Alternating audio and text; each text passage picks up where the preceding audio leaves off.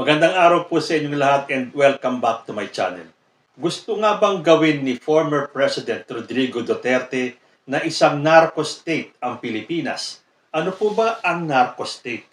Sabi po ng Oxford, a nation state whose government, judiciary, and military have been effectively infiltrated by drug cartels, or where the illegal drug trade is covertly run by elements of the government. Isa pang meaning, a state whose economy is dependent on the trade in illegal drugs.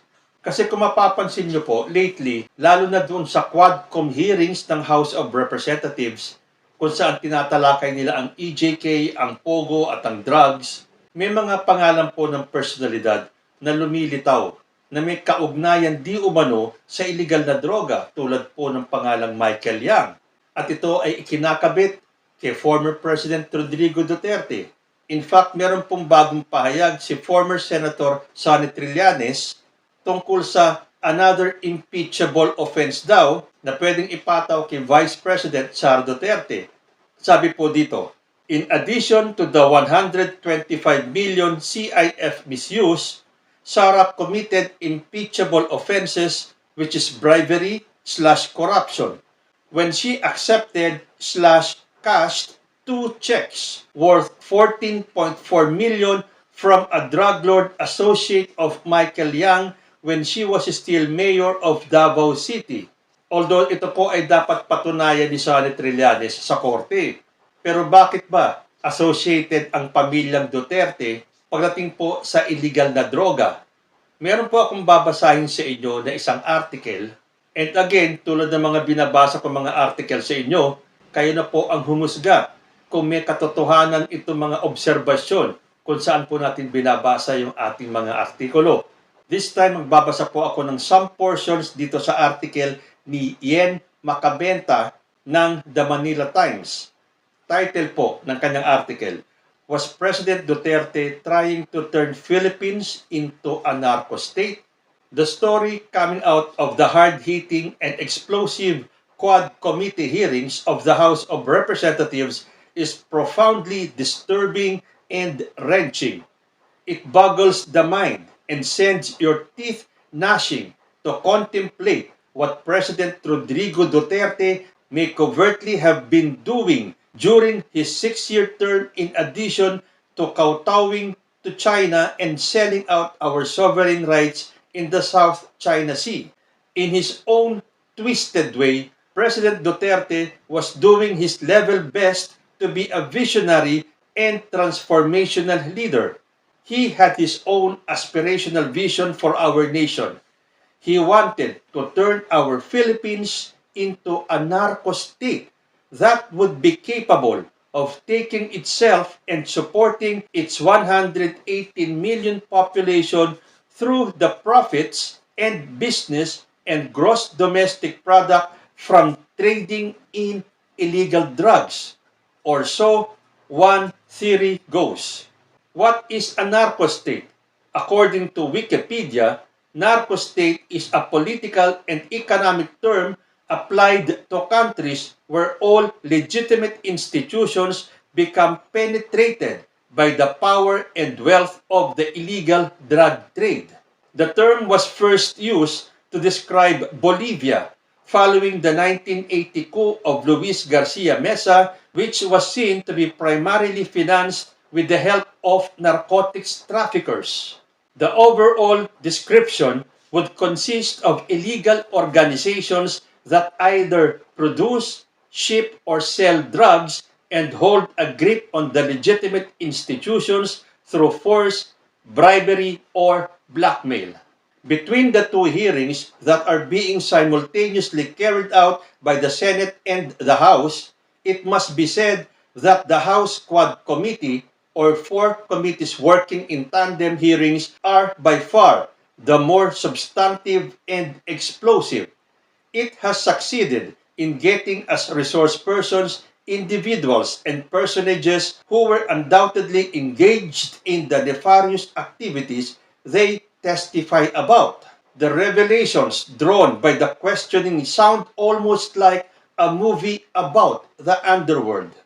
Taken all together, the testimonies and revelations of the resource persons add up cumulatively to a harrowing portrait of the Rodrigo Duterte presidency and the former First Family.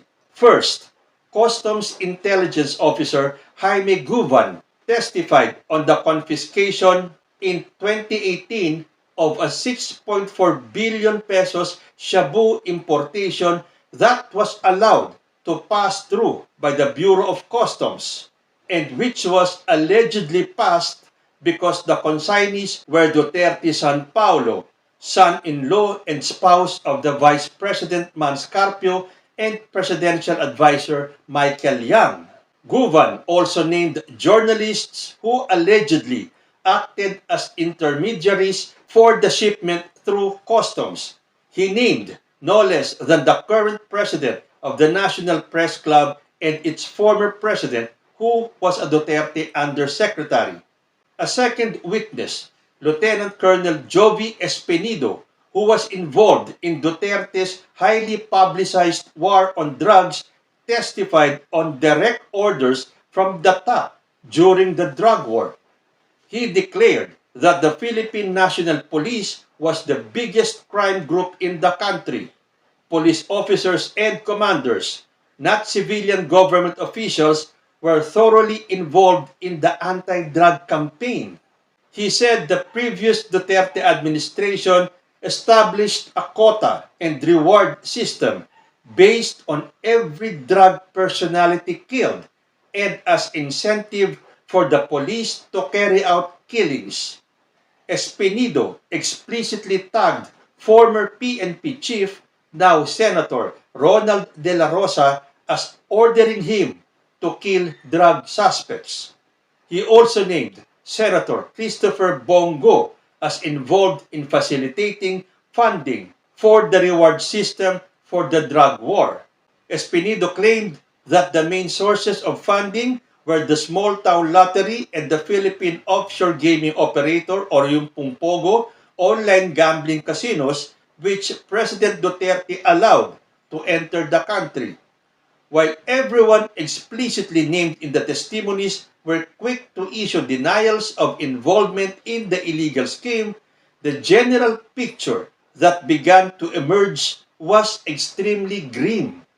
Experts and analysts began to piece together an intriguing theory about who was the brains or mastermind behind the web of the illegal drug trade, the pogos, human trafficking, and the widespread killings of drug suspects. Increasingly, the finger of suspicion pointed to President Duterte as the alleged real brains and mastermind of the web of criminal activities, killings, and proliferation of Chinese criminal suspects in the country. One theory prominently discussed in social media is that President Duterte had an ostensible grand plan to take over as the biggest drug lord in our country. To take over, he sought to eliminate all big drug lords. This was the principal reason why he immediately launched the drug war upon his ascension to the presidency. Duterte supposedly began his move by taking over the drug trade in Davao City and nearby provinces. Chinese drug suspects who were in custody in the Davao Penal Farm were ordered killed. This was one of the missions that was spilled by Guvan at the House hearings.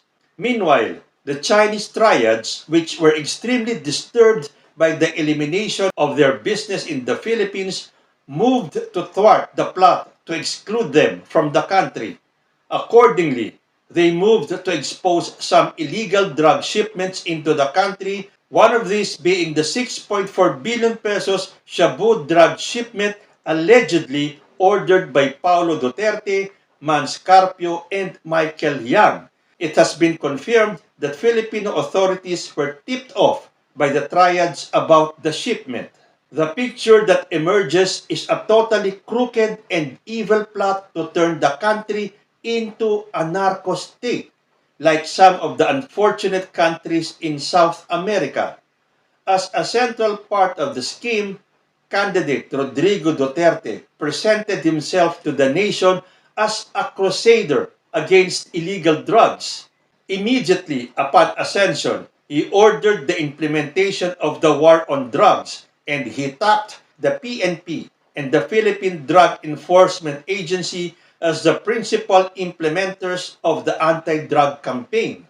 To carry out the plan and regale the nation, according to the theory, Duterte started parading lists of PNP generals and officers who were allegedly in the payroll of top drug lords in the country.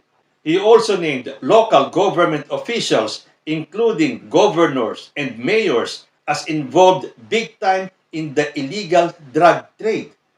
To dramatize the seriousness of the war, he ordered the killing of drug suspects. This was the immediate reason for the extrajudicial killings that made the drug war so repugnant and evil. It took the lives of many innocents. While posturing as a crusader and avenging angel against illegal drugs, was Duterte banking on establishing himself as the drug kingpin in the country? Mababasa niyo po ang buong artikulo ni Yen Macabenta sa The Manila Times. Naku, nakakatakot ito. Yung bang iisipin mo na nangyayari lang sa pelikula, nangyayari ba sa totoong buhay? At may kaugnayan ba si dating Pangulong Rodrigo Duterte? Kaya ba laging lumalabas ang pangalan niya pag ang pinag-uusapan ay droga? Binalak nga bang gawin ni former President Rodrigo Duterte na isang narco-state ang Pilipinas? At hindi kaya patuloy ang kanilang paglalason sa isipan ng taong bayan na ang ating Presidenteng Bongbong Marcos ay isang drug user, drug addict, cocaine user, ay dahil meron silang pinagtatakpan? Well, hindi ko po sinasabing maniwala tayo dito sa article ni Yen Macabenta, pero meron po tayong sari-sariling isip. Kung meron bang katotohanan itong artikulo ni Yen Macabenta, panalangin ko po sa Diyos na sana hindi totoo ito. Pero kung totoo man ito at napatunayan na may kinalaman si dating Pangulong Rodrigo Duterte, dapat po niyang harapin ang mga ito. Dahil isa na naman po itong seryosong akusasyon laban kay dating Pangulong Rodrigo Duterte. Kung pinagpipilitan nila na patunayan ni President Bongbong Marcos na hindi siya drug user, hindi ba dapat patunayan din ng kampo ni Rodrigo Duterte na hindi sila involved dito? Lalong-lalo na si dating Pangulong Rodrigo Duterte na binalak daw gawing narco-state ang Pilipinas. Ano po sa tingin ninyo? Comment lang po down below at magbabalik ang usapang ito man. Diyos ti Agina.